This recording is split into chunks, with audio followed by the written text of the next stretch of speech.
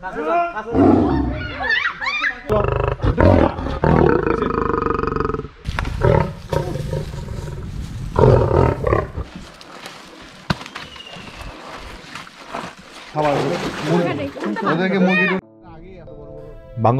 প্রথম safari park Dulahazara safari park.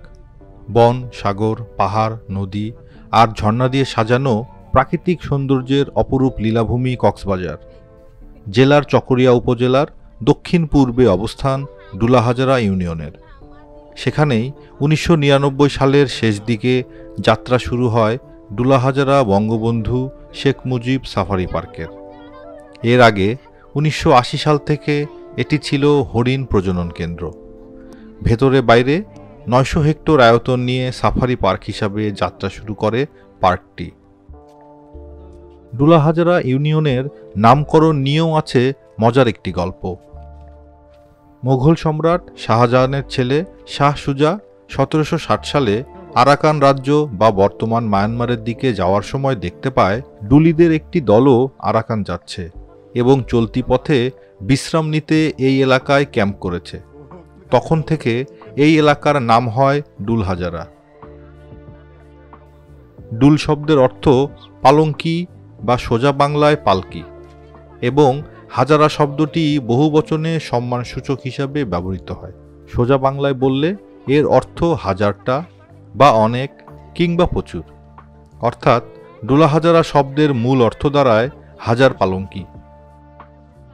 Dulahazara safari পার্কটি দেশের প্রথম সাফারি পার্ক। এটি ডুলাহাজারা বঙ্গবন্ধু শেখ মুজিবুর রহমান সাফারি পার্ক নামেও পরিচিত। শুরু থেকেই সবুজের আবরণে দৃষ্টিনন্দন পার্কটি প্রকৃতিপ্রেমী মানুষের বিনোদনের অনুষঙ্গ হিসাবে পরিচিতি পেয়েছে। সপ্তাহের মঙ্গলবার ছাড়া বাকি ৬ দিন দর্শনার্থীদের ভিড়ে, পশু পাখির কোলাহলে মুখরিত হয়ে থাকে পুরো পার্ক। নান্দনিক ডুলাহাজারা বঙ্গবন্ধু সাফারি পার্কটি সাম্প্রতিক সময়ে বুনো জীবজন্তুর সমাহারে আরও বেশি জীবন্ত হয়ে উঠেছে।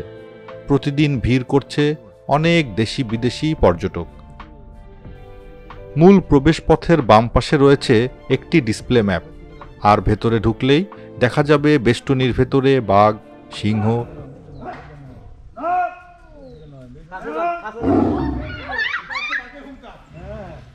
ও তৃণভোজী প্রাণীর বিচরণ। পশুগুলো বেষ্টনীর ভেতরে থাকায় অনেকে এটিকে সাফারি পার্ক হিসাবে মেনে নিতে পারে না। তারপরেও চেনা অচেনা বৈচিত্র্যময় পশু পাখি থাকায় জায়গাটি বিনোদনের খোরাক দিচ্ছে। ব্যস্ত জীবনের বাইরে সবুজের মাঝে কিছু পশু পাখির সঙ্গ খারাপ লাগে না কারো। অনায়াসে বাঘ, সিংহ সহ অন্য প্রাণীগুলো পর্যবেক্ষণ করার জন্য রয়েছে একাধিক পর্যবেক্ষণ টাওয়ার।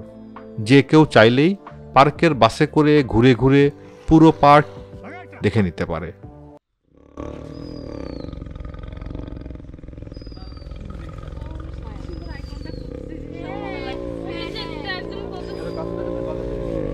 স্যার আপনার যেটা বাঘ আছে এসে ঘুমাচ্ছে স্যার, এনে ডিস্টার্ব করতে এত স্যার আমি একদম এভাবে জড়াই দিতে পারি, তাই নাকি? জড়াই দিতে পারেন, একদম জড়াই দিতে পারি।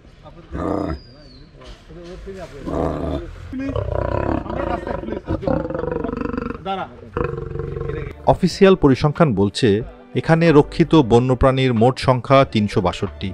এর মধ্যে স্তন্যপায়ী প্রাণী রয়েছে ১৪৯, সরীসৃপ ১৫২ ও পাখি প্রজাতির সংখ্যা রয়েছে ৬১।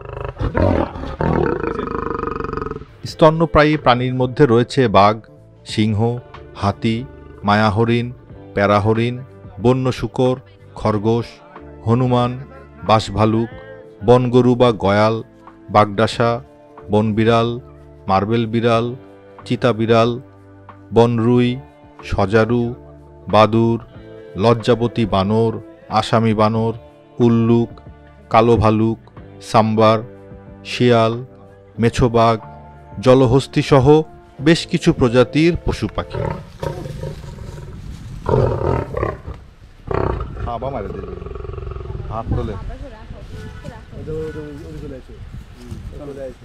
এই পার্কে স্বাদু পানির কুমির যেমন আছে, তেমনি আছে লোনা পানির কুমিরও। কুমির সংরক্ষণ ও পর্যবেক্ষণের জায়গাটি অন্যান্য পশু পাখির জায়গা থেকে ভিন্ন, আর কিছুটা পরিকল্পিত আর গোছানো। এই পার্কে রয়েছে তথ্য শিক্ষা কেন্দ্র, প্রাকৃতিক ঐতিহাসিক জাদুঘর এবং দর্শনীয় বাংলো বিশ্রামাগার।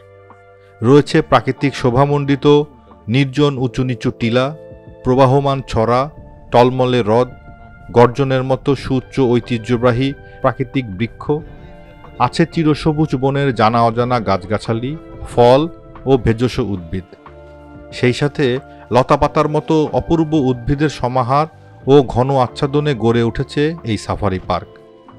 ছায়াঘেরা পথ, সবুজ বনানী, জানা অজানা গাছের সারি, বানর আর পাখির কিচিরমিচির, সব মিলিয়ে যেন এক অসাধারণ অনুভূতি। পার্ক জুড়েই রয়েছে বিভিন্ন প্রাণীর ভাস্কর্য। প্রকৃতিপ্রেমী মানুষদের কাছে জায়গাটি পছন্দ হবেই।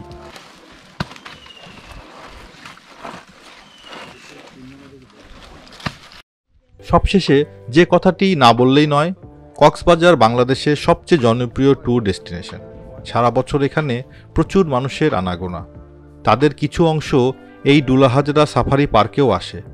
সে হিসাবে পার্কটি কিছুটা জমজমাট, কিন্তু সে তুলনায় এখানকার সার্বিক পরিস্থিতি আশানুরূপ নয়। নানান রকম অব্যবস্থাপনা স্পষ্টই চোখে পড়ে। বিশেষ করে পশু পাখিদের দেখে বেশ অবহেলিত এবং বঞ্চিত লাগে। খাঁচাগুলো আকারে ছোট ও পুরনো, যদিও সাফারি পার্ক মানে ঠিক এর উল্টা হওয়ার কথা। কর্তৃপক্ষের আরও অনেক বেশি সচেতন হওয়া উচিত। আর কক্সবাজারের সাথে এখানকার যোগাযোগ ব্যবস্থাটাও স্বস্তিদায়ক নয়। এখানে আসার সবচেয়ে ভালো উপায় হলো রিজার্ভ করা অটো বা এই ধরনের গাড়ি। সেটাও যথেষ্ট ব্যয়বহুল। আর এই জন্যই হয়তো কক্সবাজার ঘুরতে আসা পর্যটকদের খুব কম সংখ্যকই এখানে আসে। আপনিও এরপরে কক্সবাজার গেলে সময় করে ডুলাহাজরা সাফারি পার্কটি দেখে আসুন, ভালো লাগবে।